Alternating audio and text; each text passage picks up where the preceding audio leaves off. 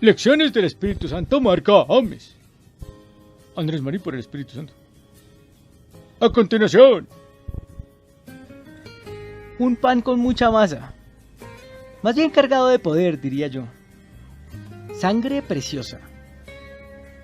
Carta a los Hebreos capítulo 13, versículos del 11 al 15.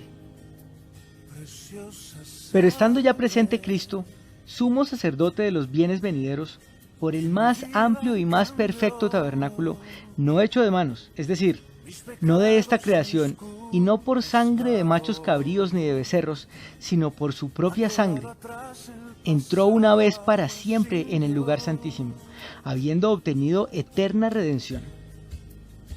Porque si la sangre de los toros y los machos cabríos, y las cenizas de la becerra rociadas a los inmundos, santifican para la purificación de la carne, cuánto más la sangre de Cristo, el cual mediante el Espíritu Eterno se ofreció a sí mismo sin mancha a Dios, limpiará vuestras conciencias de obras muertas para que sirváis al Dios vivo.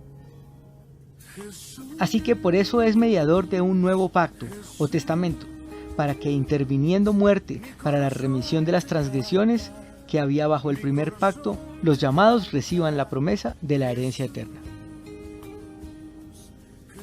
Tema de veteranos, diría yo. Pero como es lo que el Espíritu Santo nos quiera compartir, yo obedezco y así todos tranquilos. Disfrutemos este pan que nos trae hoy nuestro Señor. Es una reflexión impresionante esta acerca de la sangre de Jesús y su significado. No por mí, desde luego, pero por la intención del Espíritu Santo de que comprendamos la increíble importancia de lo que significa y para lo que sirve tenerla más en cuenta. Sobre todo en lo que a la protección y a la redención se refiere, entre otras cosas, porque imagínese, era la sangre de Jesús. Todo se inicia en la instrucción dada al pueblo judío por Moisés de cómo iban a hacer para que Dios les perdonara los pecados. Bueno, palabras más, palabras menos, lo que hacían es que se reunían en un momento específico y se escogía de entre dos corderos, uno para ser purificado y otro para que, por medio de la sangre de este cordero, ese sacrificio sirviera para limpiar y purificar los pecados confesados, y así hacerse justos ante el Señor. Desde luego Dios tenía millones de intenciones de cómo acabar con la tremenda cantidad de dioses que adoraban. Entonces esa era la manera para establecer una comunión con el pueblo. De nuevo, entre otras cosas. Y me voy a quedar corto porque es historia pura y sobre todo conocimiento y sabiduría de Dios para plasmar en libros enteros y años de historia lo que finalmente acontecería con su Hijo y cómo nuestro Señor Jesús sería ese cordero que limpiaría nuestros pecados y los de la humanidad. En una escena calcada de cómo se realizaban los sacrificios por los judíos para el único propósito de estar en paz con Dios y poder vivir según su ley. Y no es la intención de escribir los pasos y los procesos que se llevaban a cabo, sin embargo, sirve de introducción para que podamos entender la importante relación y el significado que tiene la sangre preciosa de Jesús en nosotros y en el camino hacia la salvación. Dice su palabra que Jesús fue ofrecido por Dios como el sacrificio por el pecado, nuestro pecado. Las personas son declaradas justas a los ojos de Dios cuando creen que Jesús sacrificó su vida al derramar su sangre. Ese sacrificio muestra que Dios actuó con justicia cuando se contuvo y no castigó a los que pecaron en el pasado. Seguramente ha escuchado millones de veces que Jesús es el Cordero que quita el pecado del mundo. Pero ¿se ha detenido a pensar en el sacrificio?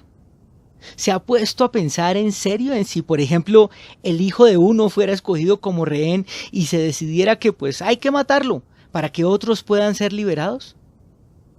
Como no lo vivimos, no podemos saber lo que en realidad significa.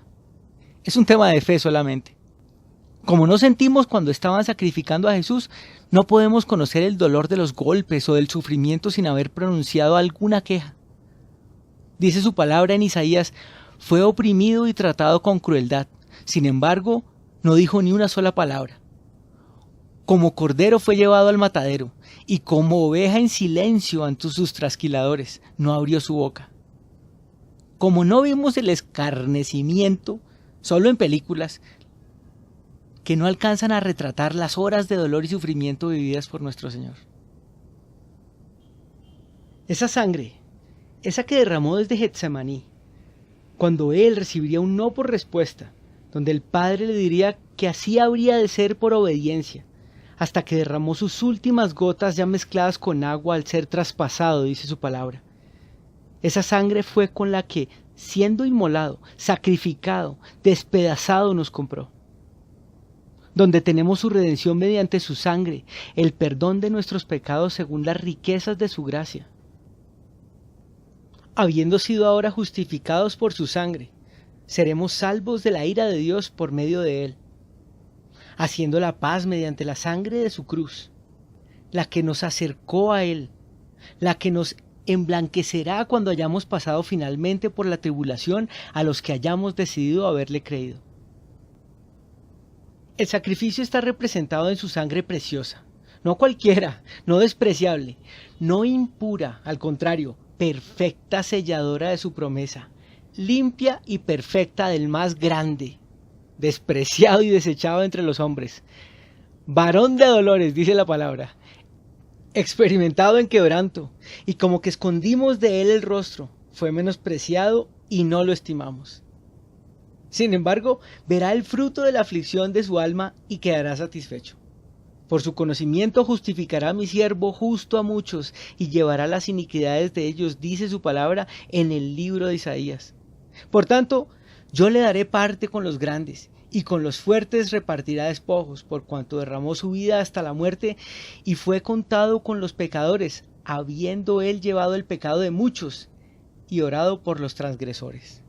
Impresionante, mi Señor, increíble.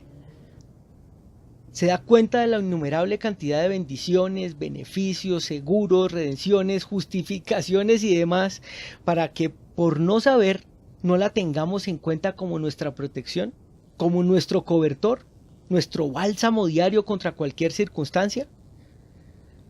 Muchos llaman y claman a la sangre de Cristo como un amuleto. Me cubro con la sangre de Cristo, dicen. Pero déjeme decirle que esa sangre preciosa solo actúa en el pecado confesado. Nada que hacer. ¿Por qué? Pues porque es preciosa. Porque le costó a Dios mismo dar a su Hijo por nosotros. No es cualquier cosa. Y si repasamos en el Antiguo Testamento, todo lo que tiene que ver con la sangre y el sacrificio de purificación requería que el pueblo se apartara de su pecado. Imagínense, si fue así antes, ¿cuánto más en este tiempo de la gracia en la que estamos? Su sangre es preciosa y como tal debe ser usada. Deseémosla, pidámosla siempre en oración después de haber confesado nuestras faltas y nuestro pecado ante el Padre Celestial, para que sea nuestra segura protección, nuestro descanso y nuestra paz eterna en Cristo Jesús. Soy Andrés Marín, y que esa sangre preciosa llene de bendiciones su camino en Cristo Jesús. Amén. Bendiciones por montones.